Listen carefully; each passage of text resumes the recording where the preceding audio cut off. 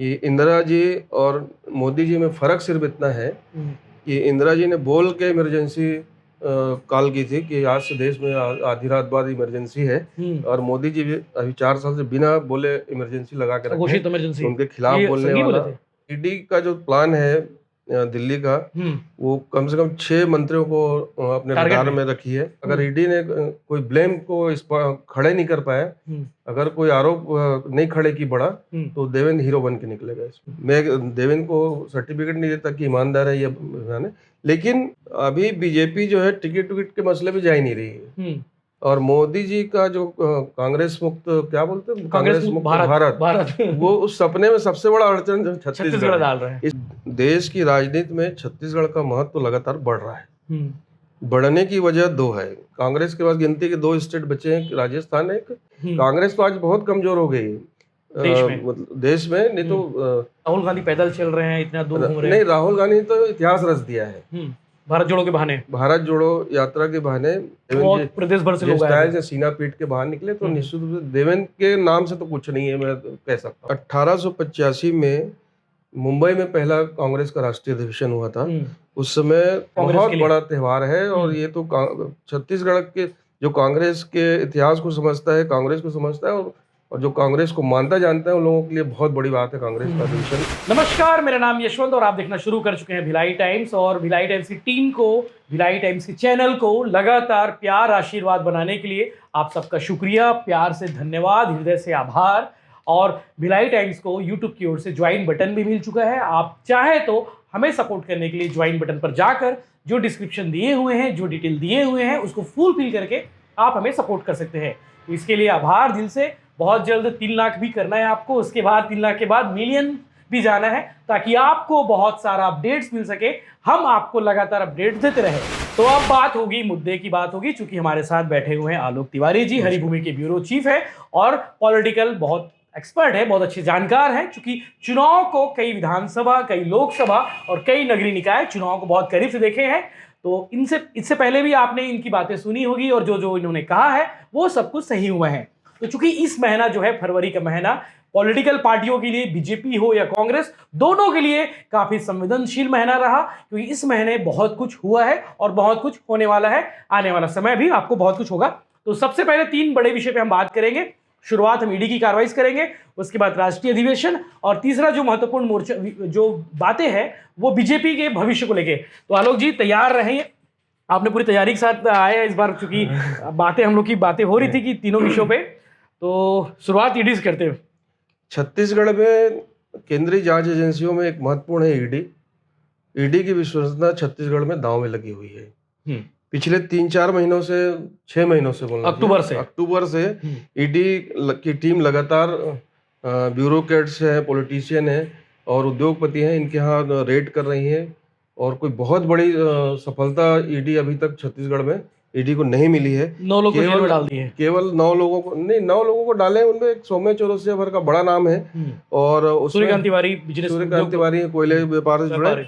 बाकी कोई बहुत बड़े किसी पॉलिटिशियन को, किसी बड़े, मतलब क्या कहना चाहिए, बड़ी रिकवरी, बड़ी रिकवरी अभी तक कोई सामने नहीं आई है। पूरी विश्वसनीयता दांव पे। बड़ा चेहरा ये हो गया देवेंद्र यादव। अभी परसों की बात है, भिलाई विधायक देवेंद्र यादव के यहाँ सुबह 6 बजे ईडी की टीम रेड करती है, और लगभग 18 घंटे ईडी की कार्रवाई चलती है। उनके बड़े भाई धर्मेंद्र यादव हाउसिंग बोर्ड में रहते हैं, वो खुद सेक्टर 5 में निवास करते हैं।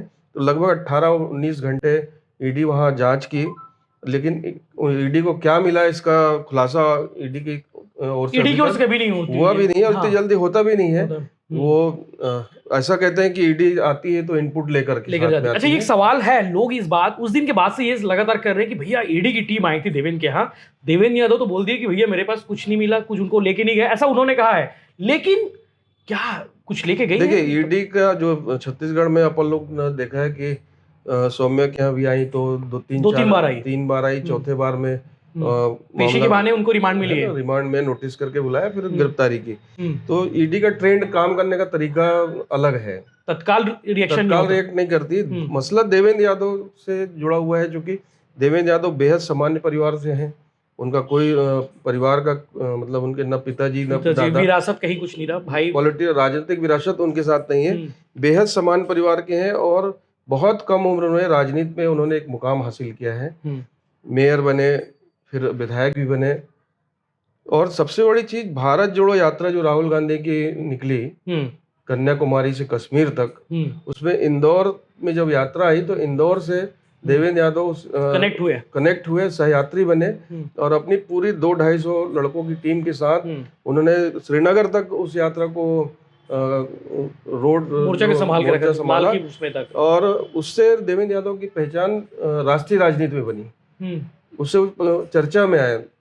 तो क्या ये कनेक्शन है कांग्रेस की तरफ से जो 10 लोगों के प्रति आभार व्यक्त किए गए, उसमें एक नाम देवेंद्र यादव का भी था कि उनकी टीम ने यहाँ अच्छा काम किया, तो एक तरीके से काम को सर्टिफिकेट मिला था और यहीं से निशाने में आए और यहीं से देवेंद्र उनके दिमाग में बसा कि इतना कहाँ से कैसे हो रहा है। हाँ, टीम टाम संसाधन वगैरह कैसे, पूरे संसाधन पूरे टाइम ईडी की नजर में देवेंद्र रहे होंगे, तो देवेंद्र दिमाग में वहीं से उलझे। तो देवेंद्र की यहाँ रेड भी हुई है।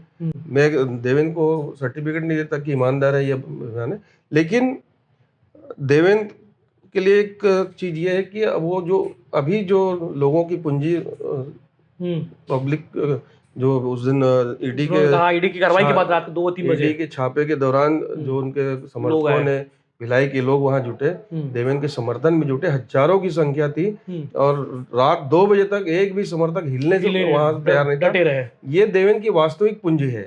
अगर देवेंद्र पैसा नहीं कमाया तो ठीक किया, अच्छा किया है कि पैसा नहीं कमाया उसने, लेकिन देवेंद्र ने लोग कमाया। लोगों को सुरक्षित रखना ही देवेंद्र की बड़ी जिम्मेदारी है। दूसरी सबसे बड़ी बात, तो कोई पैसा मिला नहीं होगा, पैसा अभी बोलना सही नहीं है, अभी अपन उस पर बात नहीं कर सकते। इसलिए नहीं करते क्योंकि ईडी केंद्रीय एजेंसी है और जांच एजेंसी अभी वो जांच कर रही है।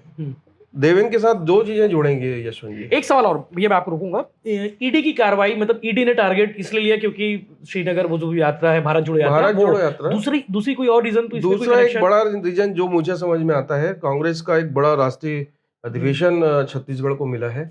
देवेंद्र उसमें बड़ी जिम्मेदारी में है और अचानक से देवेंद्र ईडी का पहुंचना यह था कि कहीं सम्मेलन की सफलता के लिए कोई धन कहीं से आया हो, कलेक्शन आया हो तो घर में रखा हो, तो रेड करने पर कुछ मिल जाए। ये फौरी तौर पे एक कार्रवाई थी।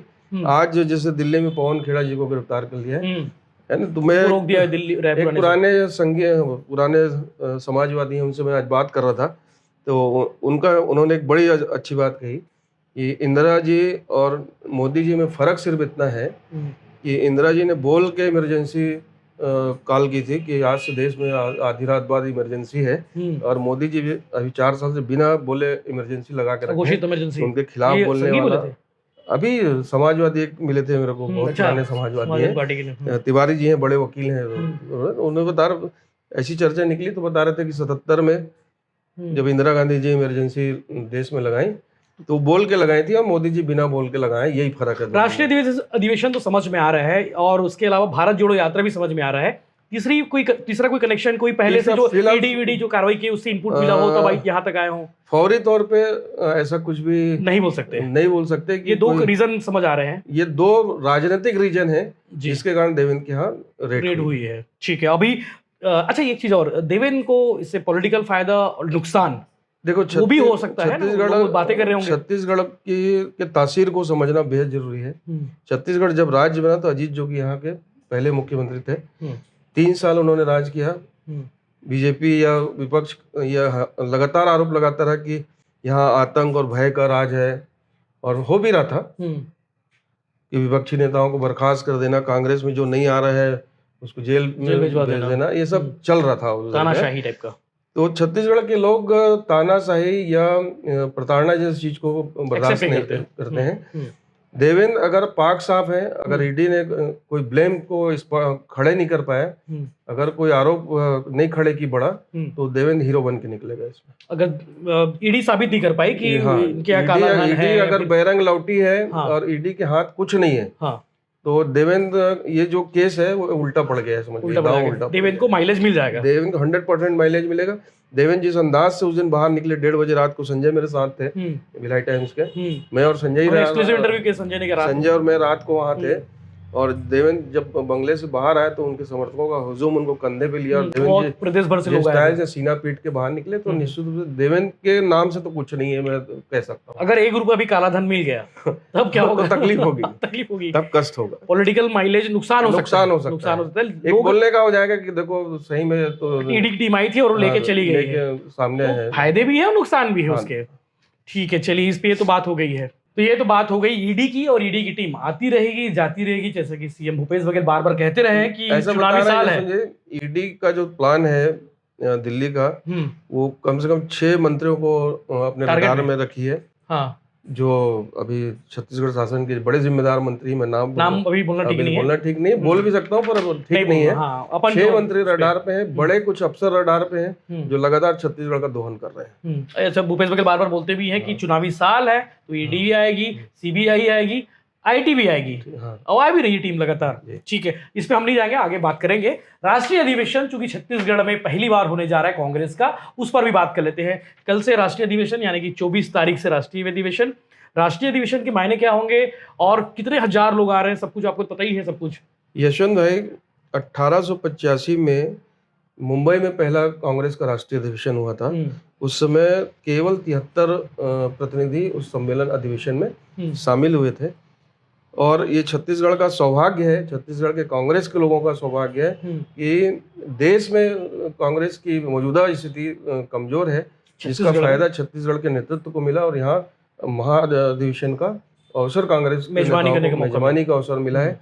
बहुत ही विशाल और भव्य कार्यक्रम है, 3 दिन का कार्यक्रम है। चौथे दिन एक बड़ी सभा भी है, जनसभा है, जिसमें 4 से 5 लाख लोग इकट्ठे होने की उम्मीद है, और देश भर से उस अधिवेशन में चुनिंदा लोगों को बुलाया गया है। लोगों को देश भर के लगभग 20 से 25 हजार जो मेंबर है, जो चिन्हांकित किया गया है, अखिल भारतीय कांग्रेस कमेटी के जो सदस्य हैं उस सम्मेलन में हिस्सा लेंगे। तो ये बहुत बड़ा 3 दिन का त्योहार है कांग्रेस के लिए, बहुत बड़ा त्योहार है, और ये तो छत्तीसगढ़ के जो कांग्रेस के इतिहास को समझता है, कांग्रेस को समझता है, और जो कांग्रेस को मानता जानता है, उन लोगों के लिए बहुत बड़ी बात है कांग्रेस का अधिवेशन छत्तीसगढ़ में होना। अच्छा, 3 दिनों तक ये बैठ के बात क्या करेंगे? चर्चा बहुत सारी होती है। एक तो WC नहीं बनी है कांग्रेस की, उसको लेकर के भी बात हो सकती है। दूसरा, ये जो 8 साल का मोदी जी का कार्यकाल है, उसको लेकर कोई आगे क्या राजनीतिक प्रस्ताव भी आ सकता है। और दूसरा, कांग्रेस को आगे 2024 तक कैसे चलना है, चुनाव 2024 का चुनाव है, लोकसभा का आम चुनाव है, इसके पहले छत्तीसगढ़ से 3 राज्यों का चुनाव है, राजस्थान, मध्य प्रदेश, छत्तीसगढ़। तो सारे इलेक्शन को लेकर भी प्लानिंग होगी। कांग्रेस का फ्यूचर इस सम्मेलन से तय होना है, क्योंकि खड़गे जी के अध्यक्ष बनने के बाद ये पहला अधिवेशन है, और पूरी कार्यकारिणी भी तैयार नहीं हुई है। तो कांग्रेस को नए सिरे से, वैसे भी कांग्रेस पुनर्निर्माण की ओर चल रही है। राहुल गांधी की पदयात्रा ने कांग्रेस को माइलेज दिया है, कांग्रेस को एक नई उम्मीद जागी है, चार्ज हुए हैं, 100% चार्ज हुए हैं। और सबसे बड़ी चीज ये होना है कि कांग्रेस क्या देश में अकेले चलेगी या अन्य विपक्षी दलों को अपने साथ लेगी। ये बड़ा विपक्षी एकजुटता का मसला भी इस सम्मेलन में आएगा, और उस पर भी कोई ठोस निर्णय होगा, ऐसा मुझे कांग्रेस चाह भी रही थी कि इसके बारे में बात हो। तो भारत जोड़ो के यात्रा के बहाने लोग बात करने लगे कि राहुल गांधी पैदल चल रहे हैं, इतना दूर घूम रहे हैं। नहीं, राहुल गांधी तो इतिहास रच दिया है भारत जोड़ो के बहाने। भारत जोड़ो यात्रा के बहाने लगभग पूरे देश में कम से कम चर्चा तो हुई, बातें हुई। बीजेपी के लोगों ने राहुल गांधी के व्यक्तिगत पर्सनालिटी को लेकर भी यात्रा का काफी लाभ। टी-शर्ट वाला एक जो ठंड के समय टी-शर्ट ही पहन के घूमते रहे। देखिए, वो तब का नतीजा है, वो भरी ठंड में टी-शर्ट पहन के वो केवल राहुल गांधी ही कर सकते हैं, दूसरे के बस का है भी नहीं। लोग उसे सन्यासी बोल दिए। राहुल गांधी तो बहुत सारी बात होती है, पर राहुल गांधी है। तो वो कहीं ना कहीं राष्ट्रीय अधिवेशन के बहाने बहुत सारे कुछ होना है। अगले 3 दिन सबकी नज़र छत्तीसगढ़ पे रहेगी, पूरे देश ही नहीं, विश्व की नजर उस अधिवेशन में रहेगी। कांग्रेस तो आज बहुत कमजोर हो गई देश में, नहीं तो अमेरिका से, इंग्लैंड से बड़े विदेश की मीडिया भी उसको कवर करने आती है, और करेगी भी, मेरा ख्याल है। आप तो मीडिया में रहेंगे वहां पर, कल वहां सब लोग रहेंगे, हम लोगों को पास मिला है, अवसर भी मिलेगा। एआईसीसी पूरा कंट्रोल कर रही है इस चीज को, पूरा कंट्रोल कर रही है। पिछले 15-20 दिन से शैलजा जी यहाँ लगी हुई हैं। बाकी सब तक खुटा काट के बैठ गए वहाँ पे, सारे लोग। मतलब त्योहार जैसा वातावरण है कांग्रेस के लिए। तो ये चीजें हो गई अधिवेशन के बहाने, तमाम लोग रहेंगे, उसके अलग अलग हम बताते भी रहेंगे। तीसरा बड़ा सवाल है, राज्यपालों की नियुक्तियां हो गई, बीजेपी ने बहुत कुछ चेंजेस भी किए, और बीजेपी जो जिस मोड पे है, जिस एक्शन पे है, विधायकों के घर गिरने के बहाने, आने वाला समय बीजेपी क्या रहेगा, कैसे रहेगा? और देश की राजनीति में छत्तीसगढ़ का महत्व लगातार बढ़ रहा है। बढ़ने की वजह दो है। कांग्रेस के पास गिनती के 2 स्टेट बचे हैं, राजस्थान है, एक छत्तीसगढ़ है। बीजेपी के लिए चुनौती है कि राजस्थान को तो वो मान रहे हैं कि हम निपटा दिए हैं, ऐसा बोलते हैं। छत्तीसगढ़ में कांग्रेस का मजबूत आधार है, और मोदी जी का जो कांग्रेस मुक्त, क्या बोलते हैं, कांग्रेस मुक्त भारत वो उस सपने में सबसे बड़ा अड़चन छत्तीसगढ़ डाल रहे हैं। इसलिए 15 साल यहाँ सरकार रही, 15 साल के बाद 14-15 सीट पे आ गए, भाजपा की दुर्गति हुई। अब भाजपा जो है नए सिरे से, आप देखिएगा पिछले 2-3 महीने में बीजेपी लगातार रेस कर रही है, और अजय जामवाल जी, माथुर जी के आने के बाद से बीजेपी मतलब ग्रास रूट पे काम कर रही है। जामवाल जी तो रोज बैठक ले रहे हैं। जामवाल जी 90 विधानसभा घूम चुके हैं, लगभग नहीं घूम चुके हैं, कंप्लीट हो गया, शहरी क्षेत्र छूट गया था उनका। सभी विधानसभा क्षेत्रों में खुद जाके मीटिंग कर रहे हैं, अपने भिलाई, वैशाली नगर, दुर्ग में खुद उन्होंने बैठक की आके। दूसरा, जो जिला भाजपा का संगठन है, मंडल के जो इकाई है, उसको लेकर के इनका अपना कार्यक्रम चल रहा है। विधायकों का निवास घेरना है, और नुक्कड़ सभाएं वगैरह करना, नुक्कड़ सभाएं हैं, बूथ की बैठकें हैं। मतलब बीजेपी एकदम ग्रास रूट पे तैयारी कर रही है, और पूरी तरह गंभीर है, पहली चीज। दूसरी बात यह कि कोरबा में अमित शाह जी का आगमन हुआ था, आकांक्षी जिला जी। उसके बाद जगत प्रकाश नड्डा जी बस्तर आए। तो एक चीज बहुत साफ हो चुकी है कि रमन सिंह सेंट्रल की राजनीति में फिलहाल नहीं जा रहे हैं, क्योंकि उन्होंने अमित शाह के आने के बाद 2 दिन बाद प्रेस से बात भी की थी, प्रेस में छपा भी था कि दिल्ली अब मैं नहीं जा रहा हूँ। तो ये हो गया कि रमन सिंह छत्तीसगढ़ में रहेंगे। उसके बाद राज्यपालों की लिस्ट आती है कि कहाँ इधर उधर, तो सारी चीजें साफ हो गई, छत्तीसगढ़ में ही रहेंगे रमन सिंह, और रमन सिंह जो है चीजों को यहाँ देखेंगे, उनके नेतृत्व में लड़ा जाएगा।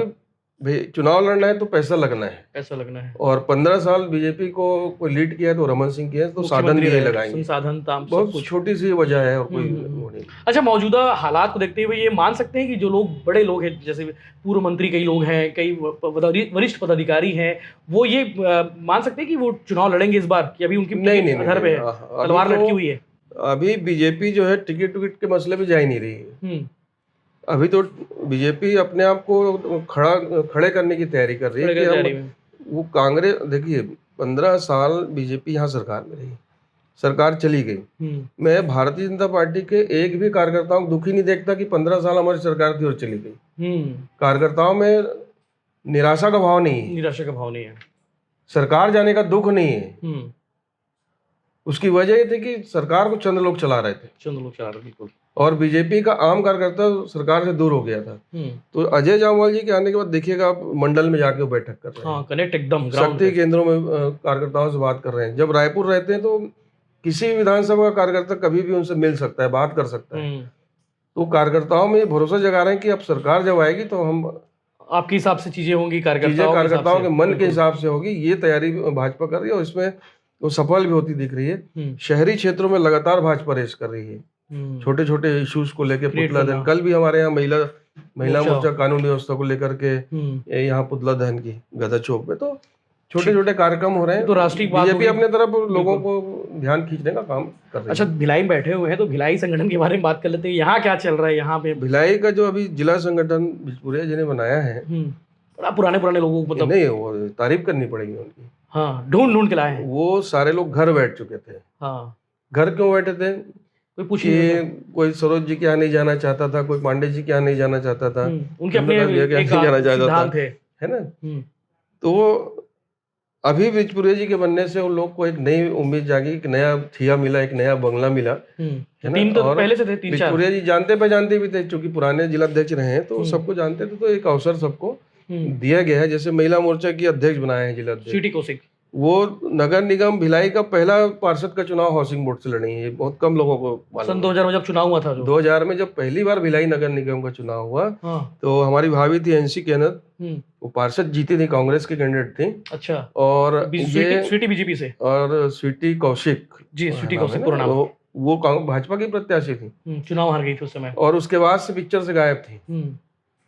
है ना। संगठन में रही है ना, मतलब कंटिन्यू? नहीं, वो संघ के की जो शाखाएं इकाइयां रहती हैं वो अपना संघ इकाई के वगैरह। हिसाब से काम करती हैं, लेकिन भारतीय जनता पार्टी के राजनीतिक गतिविधियों में उनका सक्रिय रूप से कभी नहीं रही। सक्रिय भागीदारी नहीं थी उनकी।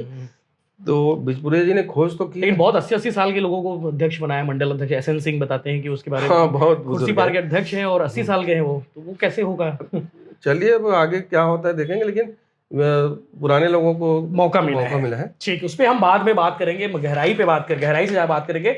लेकिन कल से हम हमारी टीम जो रहेगी राष्ट्रीय अधिवेशन को कवर करने के लिए जाएगी। आप बने रहिए, चैनल को सब्सक्राइब नहीं किए तो सब्सक्राइब कर लीजिए। अब तो ज्वाइन बटन भी आ गया है, ज्वाइन बटन के माध्यम से आप हमें सपोर्ट भी कर सकते हैं। तो इस तरह के बाकी अपडेट्स के लिए बने रहिए भिलाई टाइम्स के साथ में। आलोक जी और मैं लगातार इस पर बात करते रहेंगे। आप लोग बहुत प्यार दे रहे हैं, हमारी बातें सुन रहे हैं, और जो बातें आलोक जी अपने एक्सपीरियंस के हिसाब से कहते हैं, अनुभव के हिसाब से कहते हैं, 20-25 साल का पत्रकारिता का अनुभव है, वो सब बातें काफी महत्वपूर्ण होती है। तो आप बने रहिए भिलाई टाइम्स के साथ में, और भिलाई टाइम्स के साथ में मिलके जो है आप पूरे चुनाव को देखिए नजरों से। धन्यवाद।